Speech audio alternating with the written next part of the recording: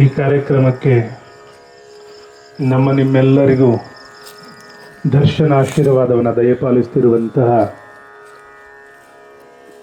ಮಾತೃ ಹೃದಯದ ಗುರುವರರಾಗಿರುವಂತಹ ಅಪ್ಪಾಜಿಯವರ ಶ್ರೀಚರಣಕ್ಕೆ ಭಕ್ತಿಯ ಪ್ರಣಾಮಗಳನ್ನು ಸಮರ್ಪಿಸಿ, ನಾವೆಲ್ಲ ನಗಬೇಕು ಅಂದರೆ ಇತ್ತೀಚಿನ ದಿನಗಳಲ್ಲಿ ತಮಾಷೆ ಕಾಮಿಡಿ ಕರ್ನಾಟಕದಾಗ ಹೋದರೆ ಪ್ರಾಣೇಶ ಅಂತ ಹಿಂಗೆಲ್ಲ ನೋಡ್ತಿರ್ತೀವಿ. ಆದರೆ ಎಲ್ಲದಕ್ಕಿಂತಲೂ ಅವ್ರು ಮೀರಿಸುವಂಥ ಒಬ್ಬ ಪ್ರಾಣೇಶ ಯಾರಂದ್ರೆ ನಮ್ಮ ಗಿರೀಶಾನಂದ ಮಹಾರಾಜರು. ಅವರನ್ನು ಭಕ್ತಿಯ ಪ್ರಣಾಮಗಳನ್ನು ಸಮರ್ಪಿಸಿ, ನೀವು ಚಪ್ಪಾಳೆ ತಟ್ಟ್ರಿ ಅಂದ್ರೆ ಅದು 100% ಅವರು ಪ್ರಾಣೇಶಿಗೆ ಮೀರಿಸ್ಯಾರಂತನೇ ಅರ್ಥ. ಅದರ ಜೊತೆಯಲ್ಲಿ ಯಾವಾಗಲೂ ನಮ್ಮ ಜೊತೆಯಾಗಿರುವಂತಹ ಪರಮ ಪೂಜ್ಯರು, ದೇವಿ ಉಪಾಸಕರಾಗಿರುವಂತಹ ಪ್ರಹ್ಲಾದ್ ದಾದಾಜಿಯವರಿಗೂ ಭಕ್ತಿಯ ಶರಣಾರ್ಥಿಗಳನ್ನು ತಿಳಿಸಿ, ಈ ಕಾರ್ಯಕ್ರಮವನ್ನು ನಾವೆಲ್ಲರೂ ಯಾವುದ್ಯಾವುದಕ್ಕೂ ವಿಚಾರ ಮಾಡ್ತಿರ್ತೀವಿ. ಆದರೆ ಮನುಷ್ಯನ ಬದುಕು ಸಾರ್ಥಕ ಆಗಬೇಕಾಗಿತ್ತು ಅಂತಂದರೆ ಮನುಷ್ಯನ ಜೀವನ ಬಂದಿದ್ದು ಯಾವುದನ್ನೋದನ್ನು ತಿಳ್ಕೋಬೇಕಾಗಿತ್ತಂದರೆ ಅದಕ್ಕೊಂದು ಗುರಿ ಇರಬೇಕು. ಇವತ್ತು ರಾಮಕೃಷ್ಣ ಪರಮಹಂಸರು ಸ್ವಾಮಿ ವಿವೇಕಾನಂದರನ್ನು ಭಾರತ ದೇಶದ ಒಂದು ಗುರಿಯನ್ನು ಇಟ್ಕೊಂಡು ವಿಶ್ವಗುರು ಆಗಬೇಕಂತಿಟ್ಟುಕೊಂಡು ತಮ್ಮನ್ನೇ ಸಮರ್ಪಿಸಿಕೊಂಡವರು ಸ್ವಾಮಿ ವಿವೇಕಾನಂದರು. ಸರ್ವ ಜನಾಂಗದ ಕಲ್ಯಾಣ ಆಗಬೇಕು, ಎಲ್ಲರ ಕಲ್ಯಾಣವನ್ನು ಆಗಬೇಕಂತಿಟ್ಕೊಂಡು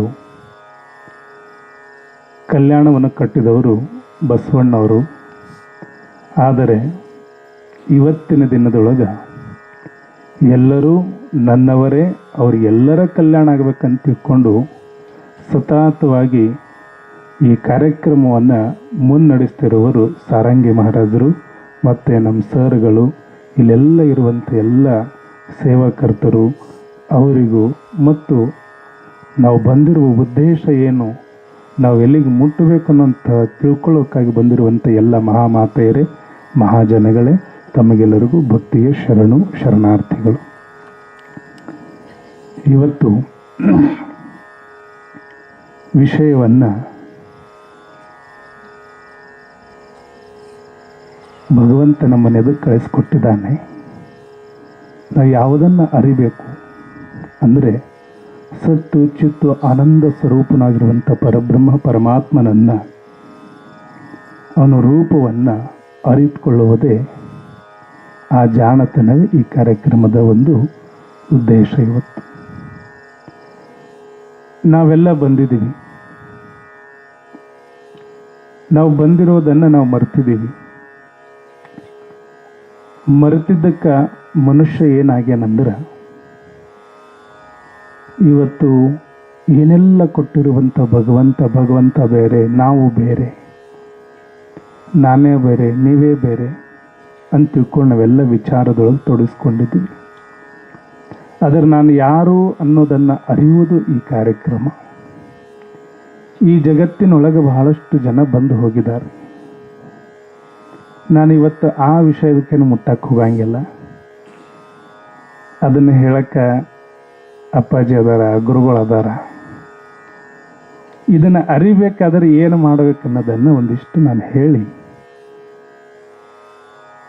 ನಾವು ಏನಾದರೂ ಈ ಜೀವನದೊಳಗೆ ಪಡ್ಕೋಬೇಕಾಗಿತ್ತು, ನಮ್ಮ ನಿಜ ಸ್ವರೂಪವನ್ನು ಅರಿತಬೇಕಾಗಿತ್ತಂದ್ರೆ ನಾವು ಯಾರಿಗೆ ಶರಣಾಗಬೇಕ್ರಿ? ರೀ ಗುರುಗಳು. ಗುರುಗಳು ಆದವರು ಎರಡು ಪ್ರಕಾರ.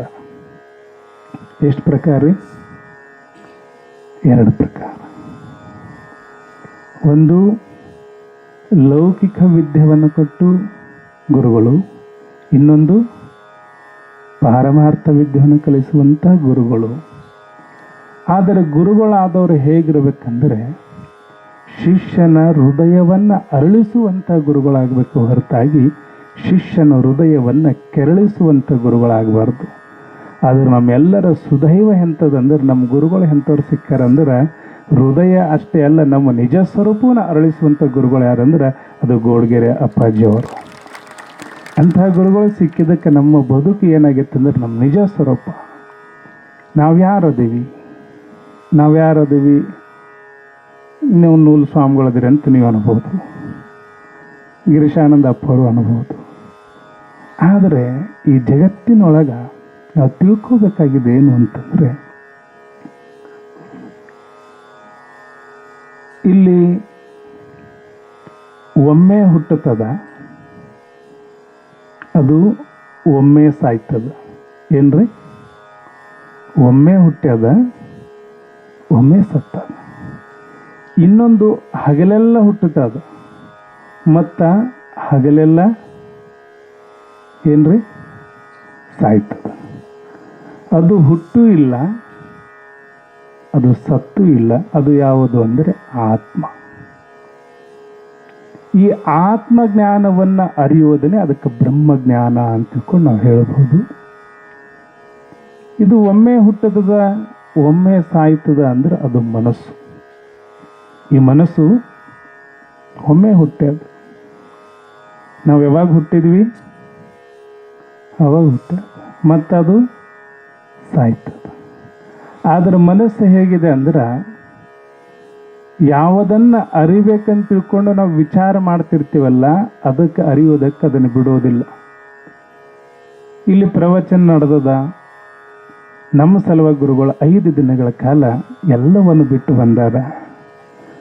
ಸಮಯಕ್ಕೆ ಸರಿಯಾಗಿ ಹೋಗಬೇಕು ಅಂತ ತಿಳ್ಕೊಂಡು ಮನಸ್ಸ ಅಂತಿರ್ತದ. ಅದ್ರ ಮನೆಯಾಗಿದ್ದಾವ ಎಮ್ಮಿ ಆಕಳೇನಂತಿರ್ತಾವ, दारी काढायचा वेळ झाला, मला पहिला काढून तिकडे जावा. घरामध्ये अजून भरपूर काम आहेत. प्रवचन 8 वाजता सुरुवात होणार आहे. कशाला गडबड करायला लागले तू? अजून थोड्या वेळानं ओम नमः शिवाय सोमलिंग मास्तर सांगायला लागलेत, अजून थांबा, नंतर जाऊया, त्यांची होऊ दे. आपल्या मन सोडत नाही. ಮನಸ್ಸು ಯಾವುದ ಕಡೆ ಹೋಗ್ಬೇಕನ್ನಿಸ್ತಿರ್ತದಲ್ಲ, ಅದನ್ನು ಬಿಡೋದಿಲ್ಲ. ಯಾಕಂದ್ರೆ ಅದು ಗೊತ್ತೈತೆ, ನಮ್ಮ ಮತ್ತೆ ಬರೋದಿಲ್ಲ ಅನ್ನೋದು ಆ ಮನಸ್ಸಿಗೆ ಗೊತ್ತು. ಇನ್ನು ಶರೀರ ಇದು ಮತ್ತೆ ಹುಟ್ಟ್ಯದ, ಒಂದಲ್ಲ ಎರಡಲ್ಲ, 84 ಲಕ್ಷದೊಳಗೆ ಬಂದೆ ಅಂತ ತಿಳ್ಕೊಂಡು ಪುನರಪಿ ಮರಣಂ ಪುನರಪಿ ಜನನಂ ಜಠರೇ ಯೇ ಸಂಸಾರೇ ಅಂತ ತಿಳ್ಕೊಂಡು ಹೇಳ್ತಾರೆ ಗೋವಿಂದಂ ಶಂಕರಾಚಾರ್ಯರು. ಮತ್ತೆ ಹುಟ್ಟುತ್ತದೆ, ಸಾಯ್ತದೆ, ಶರೀರ ಮತ್ತೆ ಬರ್ತದೆ, ಹೋಗ್ತಿರ್ತದೆ. ಈ ಎಲ್ಲಾದ್ರ ಮಧ್ಯೆನೂ ಹುಟ್ಟು ಇಲ್ಲ, ಅದನ್ನು ಮತ್ತೆ ಸತ್ತು ಇಲ್ಲ. ಯಾವುದು ಅಂದ್ರೆ ಆ ಆತ್ಮ. ಆ ಆತ್ಮವನ್ನು ಅರಿಯೋದನ್ನೇ ಬ್ರಹ್ಮಜ್ಞಾನ, ನಿಜ ಸ್ವರೂಪ. ನಾವು ಯಾರದೀವಿ ಅನ್ನೋದು ನಿಜ ಸ್ವರೂಪವನ್ನು ಅರಿಬೇಕಾಗಿತ್ತು. ಅಂದರೆ ಈ ಅರಿವಿಗೆ ಒಬ್ಬ ಗುರುಗಳು ಬೇಕು. ಆ ಗುರುಗಳು ಇದ್ದಿಲ್ಲ ಅಂದ್ರೆ ಅರಿಯೋದಕ್ಕೆ ಸಾಧ್ಯ ಇಲ್ಲ. ಅದಕ್ಕೆ ಎಂತಹ ಗುರುಗಳು ಇರಬೇಕು ಈ ಜೀವನದಾಗ. ಈಗಿನ ಕಾಲಮಾನದೊಳಗೆ ನೀವೆಲ್ಲ, ನಾವೊಂದು ಭಾಳಷ್ಟೇನು ಮಾತಾಡಂಗಿಲ್ಲ. ಹೊರಗಡೆ ಇದ್ದರೆ 1-2 ತಾಸು ಮಾತಾಡ್ಬೋದು. ಇಲ್ಲಿ ಮಾತಾಡೋದಕ್ಕಾದ್ರೆ ವಿಚಾರ ಮಾಡಬೇಕಾಗ್ತದೆ. ಯಾಕಂದ್ರೆ ಈಗ ಬೇರೆ ಕಡೆ ಪಾಠ ಮಾಡ್ಬೋದು, ಪಾಠ ಮಾಡೋರ ಬಾಜು ಕುತ್ಕೊಂಡು ಪಾಠ ಮಾಡೋದು ಹಂಗೆ. ಮನುಷ್ಯ ಗುರುಗಳನ್ನು ನಾವೆಲ್ಲರೂ ನೋಡ್ತಾ ಇದ್ವಿ.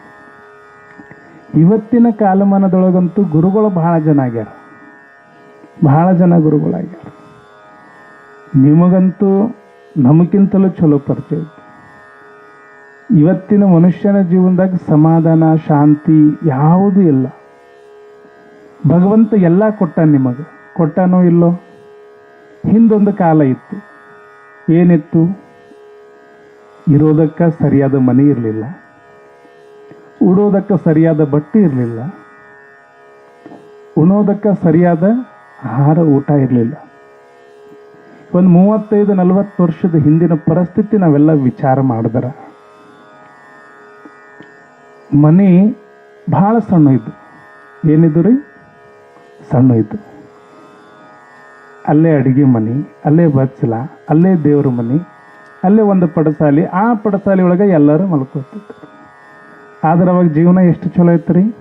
ಬಿ ಪಿ ಇತ್ತನ್ರಿ, ಶುಗರ್ ಇತ್ತನ್ರಿ, ಇರಲಿಲ್ಲ. ಮೊಳಕಾಲು ನೋವು ಇರಲಿಲ್ಲ, ಯಾವ ನೋವು ಇರಲಿಲ್ಲ. ಆನಂದ ಆನಂದ, ಏನೂ ಇದ್ದಿದ್ದಿಲ್ಲ, ಆನಂದ ಇತ್ತು. ಇವಾಗ ಅಡುಗೆ ಮನೆ ಬೇರೆ, ಡೈನಿಂಗ್ ಹಾಲ್ ಬೇರೆ, ಬೆಡ್ರೂಮ್ ಬೇರೆ, ಟಿ ವಿ ಹಾಲ್ ಬೇರೆ, ಎಲ್ಲ ಬೇರೆ ಬೇರೆ. ಮನೆ ಭಾಳ ದೊಡ್ಡ ಆಗ್ಯಾವ, ಮನಸ್ಸು ಏನಾಗ್ಯಾವ ರೀ? ನೀವ ಅಂದ್ಬಿಟ್ರಪ್ಪಗಳು, ನಮ್ಗೆ ಯಾಕೆ ಕೇಳ್ತೀರಂತ. ನಮಗೆಲ್ಲ ದೊಡ್ಡ ಆಗ್ಯಾವ, ಮನಸ್ಸು ಸಣ್ಣದಾಗ್ಯತ್ತು. ಯಾಕೆ ಅಂತ ಕೇಳಿದ್ರೆ ನಾವು ಯಾವುದು ಸಲುವಾಗಿ ಬಂದೀವಲ್ಲ ಅದನ್ನು ಮರ್ತಿದ್ವಿ. ಅವಾಗ ಏನಾಗ್ತಿತ್ತಂದ್ರೆ ಗುರುಗಳ ಕಡೆ ಹೋಗ್ತಿದ್ವಿ, ಈಗೂ ಹೋಗ್ತೀರಿ, ಈಗೂ ಹೋಗಂಗಿಲ್ಲ ಅಂತಲ್ಲ. ಈಗ ಎಂಥ ಗುರುಗಳ ಕಡೆ ಹೋಗ್ತೀರಿ ಅನ್ನೋದನ್ನು ನಾ ಹೇಳಕ್ಕೆ ಹೋಗಂಗಿಲ್ಲ. ಇತ್ತೀಚಿನ ದಿನಮಾನಗಳದಾಗ ಹೆಂಗಾಗೈತೆ ಅಂದ್ರೆ, ಈ ಗುರುಗಳು ಹೆಂಗೆ ಇರ್ಬೇಕಂದ್ರೆ ನಿಮ್ಗೆ ಹೋಗಿದ ತಕ್ಷಣ ಅವ್ರು ಏನರ ಆಗ್ಬಿಡ್ಬೇಕು, ಚೇಂಜ್ ಆಗ್ಬೇಕು. ನೀವು ಅವ್ರು ಒಂದು ಸೂಜಿ ಮಾಡಿ ಅದಕ್ಕೆ ಡಬ್ಬಣ ಚುಚ್ಚಿ ಕುಂಬಳಕಾಯಿ ಗುಲಾಲ್ ಹಾಕಿ ಆ ದಾರ್ಯಾಗ ಹೋಗಿರಿ, ಈ ದಾರ್ಯಾಗ ಹೋಗಿರಿ, ಒಂದು ನಿಂಬಿಕೆದಾಗ 4 ಹೋಳು ಮಾಡಿ 4 ದಾರ್ಯಾಗ 3 ದಾರ್ಯಾಗ ಹೋಗಿ, ಅಂಥ ಗುರುಗಳ ಮೇಲೆ ಭಾಳ ಮಂದಿ ಹೋಗ್ತಿರ್ತಾರೆ. ಆದರೆ ಅವ್ರು ಯಾರೂ ನಮಗೆ ಆತ್ಮಜ್ಞಾನವನ್ನು ಕೊಡಿಸೋಕ್ಕೆ ಸಾಧ್ಯ ಇಲ್ಲ. ಯಾರು ಆತ್ಮಜ್ಞಾನವನ್ನು ಪಡ್ಕೊಂಡಿರ್ತಾರಲ್ಲ, ಯಾರು ತಮ್ಮನ್ನು ತಾವು ನಾವು ಅಂತ ತಿಳ್ಕೊಂಡಿರ್ತಾರಲ್ಲ, ಒಬ್ಬ ಗುರುಗಳು ಬಹಳ ಅಪರೂಪದ ಗುರು. ನಾವೆಲ್ಲ ಏನು ತಿಳ್ಕೊಂಡಿದ್ದೀವಿ ಅಂದ್ರೆ, ಗುರು ಅಂದರೆ ಅವನು ನೋಡೋಕೆ ಜಗ ಇರಬೇಕು, ಅವ್ರ ಬಳಿ ದೊಡ್ಡ ಕಾರ್ ಇರಬೇಕು, ಹಿಂದೆ ಮುಂದೆ 10-15 ಮಂದಿ ಸೇವಕರು ಇರಬೇಕು, ಅಂಥವರೆಲ್ಲ ಗುರುಗಳು. ಆಮೇಲೆ ಒಂದು 10-20 ಕೈಯಾಗ ಕಲರ್ ಉಂಗುರ ಹಾಕ್ಕೊಂಡಿರ್ಬೇಕು. ನಿಜವಾದ ಗುರುಗಳು ಯಾರು ಹೆಂಗಿರ್ತಾರಂದ್ರೆ, ಆತ್ಮಜ್ಞಾನವನ್ನು ಯಾರು ಅರ್ತಿರ್ತಾರಲ್ಲ ಅವರು ನಿಜವಾದ ಗುರುಗಳು. ಒಂದು ಊರ ಯಾರು ಕಷ್ಟದಿಂದ ಬೆಳೆದಿರ್ತಾರಲ್ಲ, ಯಾರು ಗುರು ಸೇವೆಯನ್ನು ಮಾಡಿರ್ತಾರಲ್ಲ, ಯಾರು ಗುರುವಿಗೆ ಅತ್ಯಂತ ಉತ್ತಮ ಶಿಷ್ಯನಾಗಿರ್ತಾರಲ್ಲ, ಅವರೇ ನಿಜವಾದ ಗುರುಗಳಾಗಕ್ಕೆ ಸಾಧ್ಯ. ಒಂದು ಊರು ಅತ್ಯಂತ ಬಡತನ. ಎಷ್ಟು ಬಡತನ ಅಂತಂದರೆ, ಆ ಬಾಲಕನನ್ನ ಮನೆಯಿಂದ ಹೊಯ್ದು ಮಠಕ್ಕೆ ಬಿಡ್ತಾರೆ. ಮನೆಯಿಂದ ಮಠಕ್ಕೆ ಬಿಟ್ಟಾಗ ಏನೂ ಅರಿಯುತ್ತಿರಂಗಿಲ್ಲ, ನಾ ಎದಕ್ಕೆ ಬಂದೀನಿ ಅನ್ನೋದನ್ನೇ ಗೊತ್ತಿರಂಗಿಲ್ಲ. ಆದ್ರೆ ಗುರುಗಳ ಸೇವೆಯಿಂದ ಎಲ್ಲವನ್ನು ಅರ್ಥಾರ. ಯಾರೂ ಇರೋದಿಲ್ಲ, ಯಾರ್ಯಾರೂ ಇರೋದಿಲ್ಲ. ಆದರೂ ಗುರುಗಳು ಇರುವಂಥ ಎಲ್ಲ ಸೇವೆಯನ್ನು ಮಾಡಿ ಎಷ್ಟೆಲ್ಲ ಕಷ್ಟಗಳು ಬರ್ತಾವೆ, ಆ ಎಲ್ಲ ಕಷ್ಟಗಳನ್ನು ಸಹಿಸಿ ಅವ್ರಿಗೆ ಗೊತ್ತಿರ್ತದ ನಾನು ಬಂದಿರೋದು ಯಾವುದಕ್ಕಂದ್ರೆ ನಾ ಯಾರು ಅದೀನಿ ಅನ್ನೋದನ್ನು ಅರಿಯುವ ಸಲುವಾಗಿ ಆ ಭಗವಂತ ನನ್ನನ್ನು ಕಳಿಸ್ಕೊಟ್ಟಿದ್ದಾನೆ. ಆ ಕಲಿಬೇಕಾಗಿತ್ತಂದ್ರೆ ಎಲ್ಲ ಕಷ್ಟಗಳನ್ನು ನಾನು ಸಹಿಸಬೇಕು ಅಂತ ತಿಳ್ಕೊಂಡು. ಈಗೊಂದು ಮೂರ್ತಿ ಮಾಡ್ತೀವಲ್ಲ, ನೀವೆಲ್ಲ ಪೂಜಾ ಮಾಡ್ತೀರಿ. ದೇವರು ಪೂಜಾ ಮಾಡ್ಬೇಕಂದ್ರೆ ಶಿಲ್ಪಿ ಎಷ್ಟು ಪೆಟ್ಟು ಹೊಡೆದಿರ್ತಾನ್ರಿ. ಆ ಶಿಲ್ಪೆ ಕಟ್ಟದಿರ್ತಾನೆ. ಕಟ್ಟಿಯೋ ಸಲುವಾಗಿ ಏನಾದರೂ ಸ್ವಲ್ಪ ಅದನ್ನು ಬಿರುಕು ಬಿಟ್ರಂದ್ರೆ ತಂದು ಪೂಜಾ ಮಾಡ್ತೀರ ನೀವು? ಪೂಜಾ ಮಾಡಂಗಿಲ್ಲ, ಏನೂ ಮಾಡಂಗಿಲ್ಲ. ಆದ್ರೆ ಆ ಇರುವಂಥ ಎಲ್ಲ ಕಷ್ಟಗಳನ್ನು ಸಹಿಸಿ ಗುರುಗಳ ಕೊಟ್ಟಿರುವಂಥ ಮಾತುಗಳನ್ನು ಪ್ರತಿಯೊಂದು ಪಾಲಿಸಿ ಎಷ್ಟೋ ಕಷ್ಟಗಳು ಬರ್ತಾವೆ. ಎಲ್ಲ ಕಷ್ಟಗಳನ್ನು ಮೀರಿ ಆ ಗುರಿ ಏನಿತ್ತು ರೀ ಅವ್ರದ್ದು? ನಾ ಎದಕ್ಕೆ ಬಂದಿದ್ದೀನಿ, ನಾನು ಎದಕ್ಕೆ ಬಂದೀನಿ. ನೀವೆಲ್ಲ ನೋಡ್ರಿ, ಈಗೆಲ್ಲ ಗುರುಗಳ ಕಡೆ ಹೋಗ್ತೀರಿ. ಅವ್ರು ಹೇಳ್ತಾರೆ, ಯಾರೋ ಒಬ್ಬರು ಗುರುಗಳ ಹತ್ರ ಹೋದರು, ಅಪ್ಪೋರೆ ಮದುವೆಯಾಗಿ ಒಂದು 5-6 ವರ್ಷ ಆಯಿತು. ಮದುವೆಯಾಗಿ 5-6 ವರ್ಷ ಆಯಿತು. ಏನಂತ ಕೇಳ್ತಾರ ನೋಡಿ, ನೀವು ನಮ್ಗಿಂತ ಚಲೋ ನಿಮ್ಗೆ ಗೊತ್ತಾಗ್ಬಿಟ್ಟೈತೆ. ಮದುವೆಯಾಗಿ 5-6 ವರ್ಷ ಆಯ್ತು ಅಂದ್ರೆ ನಿಮ್ಮ ಮಕ್ಕಳಾಗಿಲ್ಲ ಅಂತ ನಿಮ್ಗೆ ಗೊತ್ತಾಗ್ಬಿಡುತ್ತೆ. ಗುರುಗಳಂದರು ಮಕ್ಕಳಾಗಿಲ್ಲ, ಹಂಗಿದ್ರು ಒಂದು ತೆಂಗಿನಕಾಯಿ ತುಂಬ ಒಂದಿಷ್ಟು ಪೂಜೆ ಮಾಡು. ಎಷ್ಟು ದಿವಸ ಪೂಜೆ ಮಾಡ್ಬೇಕ್ರಿ? ಎಷ್ಟು ದಿವಸ ಪೂಜೆ ಮಾಡ್ಬೇಕ್ರಿ? ಯಾರಿಗೆ ಕೇಳ್ತಾರ? ಗುರುಗಳಿಗೆ ಕೇಳ್ತಾರೆ. ಗುರುಗಳಂದರು ಒಂದು 48 ದಿವಸ ಪೂಜೆ ಮಾಡಿ 49ನೇ ದಿವ್ಸಕ್ಕೆ ಬಂದೇ ಬಿಡ್ತಾರೆ ಮಠಕ್ಕೆ. ಅಪ್ಪೋರ 48 ದಿವಸ ಮಾಡಿ ಅಂದ್ರೆ ಇನ್ನೂ ಏನು ಆಗಿಲ್ಲ. ಇನ್ನೊಂದು 108 ದಿವಸ ಪೂಜಾ ಮಾಡ್ರಿ ಅಂದ್ರೆ 3 ತಿಂಗಳು ಪೂಜಾ ಮಾಡಿ ಮತ್ತು ಬರ್ತಾರೆ. ಯಾಕಂದ್ರೆ ಗುರುಗಳು ಕೊಟ್ಟಿರುವ ಮಾತಿನ ಮೇಲೆ ಇವರಿಗೆ ಅಚಲವಾದ ನಂಬಿಕೆ ಇಲ್ಲ, ನಿಷ್ಠೆ ಇಲ್ಲ, ಶ್ರದ್ಧೆ ಇಲ್ಲ. ಆದರೆ ಅವ್ರು ಹಂಗೆ ಮಾಡಲಿಲ್ಲ. ಗುರುಗಳು ನೀನು ಆತ್ಮಜ್ಞಾನಿ ಆಗ್ಬೇಕಂದ್ರೆ ನೀನು ಸೇವೆ ಮಾಡಬೇಕು. ಯಾರು ಏನು ಅಂದರೂ ಕೂಡ ನೀ ಅನ್ನಿಸ್ಕೋಬೇಕು. ನೀ ಯಾರು ಏನಾದರೂ ಅನ್ನಲಿ, ಏನಾದರೂ ಮಾಡಲಿ, ಆದ್ರೆ ನೀನೇನಾಗಬೇಕು? ಆತ್ಮಜ್ಞಾನಿ. ಅಂತಹ ಅಪರೂಪದ ಗುರುಗಳು ಹೇಳಿರುವಂಥ ಪ್ರತಿಯೊಂದು ಮಾತನ್ನು ಕೂಡ ಸ್ಮರಣೆಯನ್ನು ಮಾಡಿ ಮಾಡಿ ಮಾಡಿ ಎಲ್ಲ ಕಷ್ಟಗಳನ್ನು ಸಹಿಸಿ ಮುಂದೆ ಅವ್ರು ಏನಾಗ್ತಾರ ಅಂತ ತಿಳ್ಕೊಂಡು ಹೇಳಿದರೆ ಪರಮ ಪೂಜ್ಯ ವೇದಾಂತ ಕೇಸರಿ ಮಲ್ಲಿಕರಾಜನ ಅಪ್ಪುಗಳವರ ಹೃದಯವನ್ನು ಗೆದ್ದಿರುವಂಥ ಮಲ್ಲಯ್ಯ ಅಪ್ಪುಗಳಾಗ್ತಾರೆ. ಅವರೇ ಗೋಡುಗೆರೆಯ ಮಲ್ಲಯ್ಯ ಅಪ್ಪುಗಳು. ನಾವೆಲ್ಲ ಅವ್ರದ್ದು ನೋಡ್ತೀವಿ. ಒಂದೊಂದು ಸಲ ನಮ್ಗೆ ಎಷ್ಟು ವಿಚಾರ ಮಾಡ್ತೀವಿ ಅಂದ್ರೆ ಗುರುಗಳಾದರೆ ಹೇಗಿರ್ಬೇಕಪ್ಪ. ಬರೇ ಪುಸ್ತಕದಾಗ ನೋಡಿ ಹೇಳೋ ಗುರುಗಳು ಬಹಳ ಜನ ಸಿಗ್ತಾರ. ಅದನ್ನು ಅನುಭವಿಸಿ ಹೇಳೋ ಗುರುಗಳು ಬೇಕು. ಸೇವಾ ಮಾಡಿದರು, ಹೃದಯವನ್ನು ಗೆದ್ದರು, ಭಕ್ತರ ಹೃದಯದೊಳಗೆ ಅವರು ಇವತ್ತು ಗುರುಗಳಾಗಿದ್ದಾರೆ. ಭಕ್ತರ ಹೃದಯವನ್ನು ಅರಳಿಸುವಂಥ ಗುರುಗಳಾಗಿದ್ದಾರೆ. ಆತ್ಮಜ್ಞಾನವನ್ನು ಬಲ್ಲುವಂಥ ಗುರುಗಳಿಂದ ನಾವು ಆತ್ಮಜ್ಞಾನದ ಪ್ರವಚನ ಕೇಳಕತ್ತೀವಲ್ಲ, ನಮ್ಮ ಎಲ್ಲರ ಸೌಭಾಗ್ಯ ಅಂತ ತಿಳ್ಕೊಂಡು ನಾನು ಭಾವಿಸಿ ಇವತ್ತು ಜೀವನದೊಳಗೆ ದಾಸರು ಹೇಳ್ತಾರೆ, ಇದು ಭಾಗ್ಯವಯ್ಯ, ಇದು ಭಾಗ್ಯವಯ್ಯ, ಇದು ಭಾಗ್ಯವಯ್ಯ ಅಂತ ತಿಳ್ಕೊಂಡು ಈ 2026ನೇ ಇವತ್ತೆಷ್ಟು ತಾರೀಕು? 12 ತಾರೀಕು. ಯಾವುದು ಸೌಭಾಗ್ಯ? ಬಂಗಾರ ರೇಟ 60,000 ರೂಪಾಯಿ ಆಗೈತಿ. ಒಂದು ತೊಲಿಗೆ 60,000 ರೂಪಾಯಿ ಅಂದ್ರೆ ಲಾಖ 60,000 ಅಂದ್ಕೊಂಡ್ರೆ ಹೆಣ್ಮಕ್ಳು ನನ್ನ ನೋಡಕತ್ತಾರೆ. ಅಪ್ಪ ಹೆಚ್ಚು ಕಡಿಮೆ 60,000 ಆಗೈತೆ ಅಂದ್ರೆ ಹೊಸ ಮಂದಿ ಹೋಗಿಬಿಡ್ತಾರೆ. 1,60,000 ರೂಪಾಯಿ ಸಾಲಿಲ್ಲ ಆಯ್ತು. 1,60,000 ರೂಪಾಯಿ ಬಂಗಾರದ ರೇಟ್ ಆಗೈತಿ. 1,60,000 ರೂಪಾಯಿ ಬಂಗಾರ ರೇಟ್ ಆಗಿದೆ. 1 ತೊಲಿ ಕಿಲೋ ಕಲ್ರಿ. ಮಾತ ಏನೊಂದು 15 ತೊಲಿ ತೊಗೊಂಡು ಇಟ್ಕೊಳ್ಳೋದು ನಮ್ಮ ಸೌಭಾಗ್ಯನೋ? ಏನು ಗಡಿಂಗ್ಲಾದಾಗ ಕೊಲ್ಲಾಪುರ ಪುನಾದಾಗ ಪ್ಲಾಟ್ ತಗೊಳ್ಳೋದು ಸೌಭಾಗ್ಯನೋ? ಏನು ಬ್ಯಾಂಕ್ನಾಗ ಒಂದು 2-3 ಲಕ್ಷ FD ಮಾಡೋದು ಸೌಭಾಗ್ಯನೋ? ಇವು ಯಾವ ಭಾಗ್ಯಗಳು ಅದರೊಳಗೆ ನಿಮಗೆ ಬಂದೈತಿಲ್ಲ. ಇನ್ನೊಂದು ಯಾವ ಭಾಗ್ಯ? ಕರ್ನಾಟಕದಾಗ ಗೃಹಲಕ್ಷ್ಮಿ ಭಾಗ್ಯ ಬಂದೈತಿ, ನಿಮಗೆ ಲಾಡ್ಕಿ ಬಾಯಿನ ಭಾಗ್ಯ ಬಂದೈತಿ. ಇವೆಲ್ಲ ಭಾಗ್ಯವೆಲ್ಲ 5 ವರ್ಷ ಅದು ಇದ್ರ ಗ್ಯಾರಂಟಿ ಇಲ್ಲಾಂದ್ರೆ ಏನಿಲ್ಲ.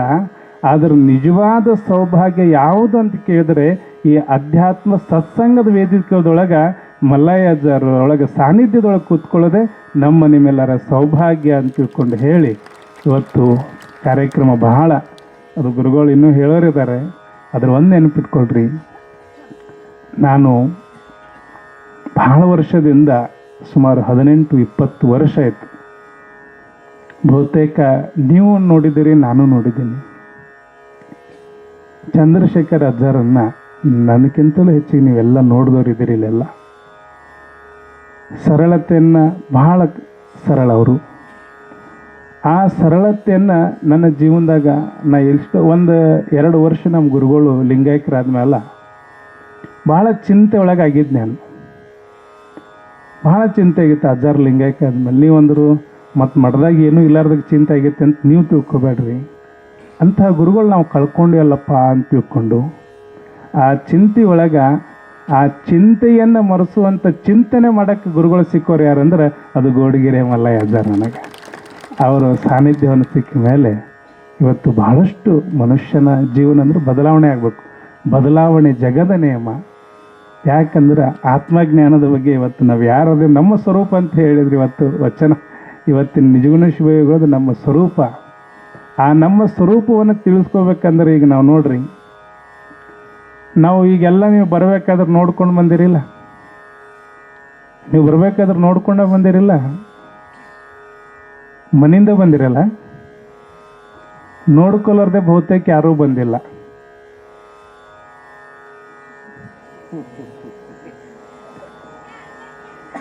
ಕಾಯಿ ಹೋಗೋನಲ್ಲ ತುಮಿ, ನೀವು ಅನ್ನಕತ್ತೀರಿ ಅಜ್ಜಗಳ ನಾವು ನೋಡೋದು ನೀವು ಯಾವಾಗ ನೋಡಿರಿ ಅಂತ ನನಗೆ ಕೇಳಕ್ಕೆ ಹೋಗ್ರಿ. ಕನ್ನಡಿಯನ್ನು ನೋಡ್ಕೊಳ್ಳಾರ್ದೆ ಯಾರೂ ಬಂದಿಲ್ಲ. ನಾವು ಹೇಗೆ ಅದೀವಿ ಅಂತ ತಿಳ್ಕೊಂಡು ಕನ್ನಡಿಯನ್ನು ನೋಡ್ಕೊಂಡು ಹೊರಗೆ ಬಂದೀವಲ್ಲ, ಆದರೆ ನಮ್ಮ ಆತ್ಮ ಹೇಗೆ ಅಂತ ತಿಳಿಸ್ಕೋಬೇಕಾದ್ರೆ ಈ ಆತ್ಮಜ್ಞಾನ ಮಂಟಪದೊಳಗೆ ಯಾರು ನೋಡ್ಬೇಕಂದ್ರೆ ಅದು ಮಲ್ಲಯ್ಯ ಅಜ್ಜಾರು ಮತ್ತು ಗಿರೀಶಾನಂದ ಅಜ್ಜಾರು ನೋಡಿದಾಗ ಮಾತ್ರ ನಮ್ಮ ಆತ್ಮ ಹೇಗಿದೆ ಅನ್ನೋದು ಆತ್ಮಜ್ಞಾನವನ್ನು ಸಿಗ್ತದೆ. ಅಂತಹ ವೇದಿಕೆ, ಒಂದು ಅಪರೂಪದ ವೇದಿಕೆ ನಮ್ಮ ಮಾದೇಳ ಗ್ರಾಮದೊಳಗೆ 11 ವರ್ಷ ಅಲ್ಲ, ಅಜ್ಜಾರು ಹೇಳಿದ್ರು ಇನ್ನೊಂದಿಲ್ಲ ಅಂತ ತಿಳ್ಕೊಂಬನ್ನಿ. ಅಂದ್ರೆ ಇನ್ನೊಂದಿಲ್ಲ ಅಂದರೆ ಇದ್ರ ಮುಂದೆ ಯಾವುದೂ ಇಲ್ಲ ಅಂತ ಇದನ್ನ ಮಾಡ್ಕೊತ ಹೋಗ್ಬೇಕನ್ನೋದನ್ನು ಅಜ್ಜಾರು ಮೊನ್ನೆ ದಿವಸ ನಮಗೆಲ್ಲ ಹೇಳಿದ್ದಾರೆ. ಪ್ರತಿ ವರ್ಷವೂ ಕೂಡ ಇಂಥ ಕಾರ್ಯಕ್ರಮ ನಮಗೆಲ್ಲರಿಗೂ ಒಂದು ಜೀವನದೊಳಗೆ ಈ 5 ದಿನಗಳಂತಂದರೆ ಅದು ಹಬ್ಬ ಅನ್ನುವಂಥ ನಿಟ್ಟಿನೊಳಗೆ ನಾವೆಲ್ಲ ಮಾಡ್ಕೊಳ್ಳೋಣ ಅಂತ ತಿಳ್ಕೊಂಡು ಹೇಳಿ ನನ್ನ ಅಲ್ಪ ಜ್ಞಾನವನ್ನು ಗುರುವಿನ ಪಾದಕ್ಕೆ ಅರ್ಪಣೆ ಮಾಡ್ತಿದ್ದೀನಿ. ಇನ್ನೊಂದು ಸಲ ಜೋರಾದ ಚಪ್ಪಾಳೆಯನ್ನು ನೀವೆಲ್ಲ ಬಾರಿಸ್ಬೇಕು. ಯಾಕಂದ್ರೆ ಸರ್ಗಳಾಗಿರ್ಬೋದು, ನಮ್ಮ ಸೋಮಲಿಂಗ್ ಸರ್ ಆಗ್ಬೋದು, ನಮ್ಮ ಚಿದಗೊಂಡ ಸರ್ ಆಗಿರ್ಬೋದು, ಸಾರಂಗಿ ಅಜ್ಜರಾಗಿರ್ಬೋದು, ಶಂಕರ್ ಅಜ್ಜ ಆಗಿರ್ಬೋದು, ಮತ್ತು ಇಲ್ಲೆಲ್ಲ ಅನೇಕ ಜನರು ಅದಾರ, ಹಿರಿಯರೆಲ್ಲರೂ. ಅವರೆಲ್ಲರೂ ತಮ್ಮ ಸೇವೆ, ಅವ್ರು ಎಷ್ಟು ಸೇವೆ ಮಾಡ್ತಾರಂದ್ರೆ ಇಡೀ ತಮ್ಮ ಬಂದಿರುವಂಥದ್ದು ಈಗಿನ ಜಮಾನ್ದಾಗ್ರಿ ನಾವು ಯಾರ್ಯಾರೋ ಕೊಟ್ರಂತ ಕತೆ ಕೇಳ್ತೀವಿ, ನಾವು ಇದ್ದಿದ್ದೆಲ್ಲ ದಾನ ಕೊಟ್ರಂತ ಕತೆ ಕೇಳ್ತೀವಿ. ಆದರೆ 21ನೇ ಶತಮಾನದಾಗ ಎಲ್ಲರೂ ಸ್ವಾರ್ಥ ಜಗತ್ತದೊಳಗೆ ನಂದು ಧರ್ಮಕ್ಕಿಲ್ಲ ಅಂತ ತಿಳ್ಕೊಂಡು ಬಂದ ಪಗಾರದಾಗ ಇವರೆಲ್ಲ ಸ್ವಾಮಿಗಳಿಗೆ ವ್ಯವಸ್ಥೆ ಮಾಡ್ತಾರೆ. ಸಾರಂಗಿ ಅಜ್ಜಾರು ಎಲ್ಲರಿಗೂ ಪ್ರಸಾದ ಮಾಡ್ತಾರೆ. ಅವ್ರಿಗೇನು ಭಕ್ತರೆಲ್ಲರೂ ಕೂಡಿ ಕೊಟ್ಟಿರ್ತಾರೆ ಅದನ್ನು ಸಮಾಜ, ಇದು ನಿಜವಾದ ಆತ್ಮಜ್ಞಾನವನ್ನು ಬಲ್ಲವರಿಗೆ ಮಾತ್ರ ಇದು ಸಾಧ್ಯ. ಅಂತಹ ಎಲ್ಲರಿಗೂ ಒಂದು ಸಲ ಭಗವಂತ ನಮ್ಮ ಗುರುಗಳ ಆಶೀರ್ವಾದ ಇರಲಿ ಅಂತ ತಿಳ್ಕೊಂಡು ಹೇಳಿ, ಮುಂದಿನ ವರ್ಷ ಸರ್ಗಳು ಹೇಳ್ಯಾರ 5 ದಿವಸ ಇರಬೇಕ್ರಿ ಅಂತ ತಿಳ್ಕೊಂಡು, ನಮ್ಮದು ಏನಾಗೈತೆ ಅಂದ್ರೆ ಹೆಚ್ಚು ಕಡಿಮೆ ಆದ್ರೆ ಹೋದ ವರ್ಷಕ್ಕಿಂತ ಸ್ವಲ್ಪ ಸುಧಾರಣೆ ಆಗಿರಂತ ಹೇಳ್ಬೋದು. ಹೋದ ವರ್ಷ ಒಂದೇ ದಿವ್ಸ ಬಂದೆ ಮುಂಗ್ಲಿ ಮಾರಿ ತೋರ್ಸೋಣ ಹಂಗೆ.